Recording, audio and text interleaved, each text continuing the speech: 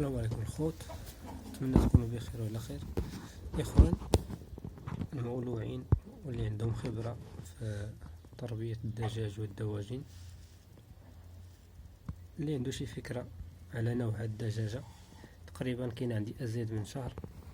هادي عندها الماكلة ضعيفة والحركة عندها ضعيفة، كتبان بحال مريضة، ولكن ما فيهاش الشخرة، ما فيهاش حتى شي علامات على المرضى، من غير بحال هاد الجلسة اللي كدير. والماكلة عندها تقيلة، ما كتاكلش بزاف، ومن نهار جدة وهي في هاد الحالة، ما كتبيض ما والو.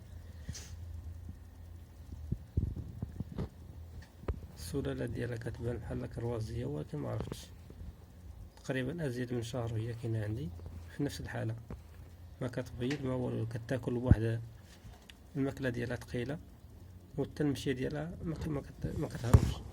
نحاول ندير عليها.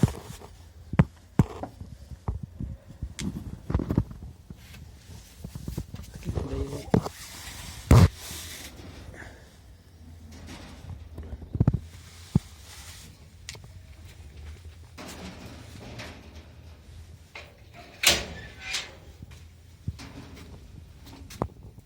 هاي الاخوان اللي يعرف هاد الحالة، ولا اللي عنده دجاج وفايت داز منه بحال هاد الحالة، يشارك معنا في التعليق.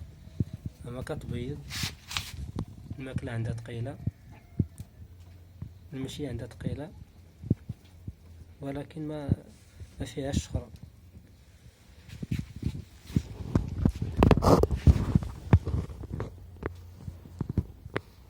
هاد الدجاجة هادي كيف ما شفتوها تقيلة في الحركة وفي الأكل وكل شيء.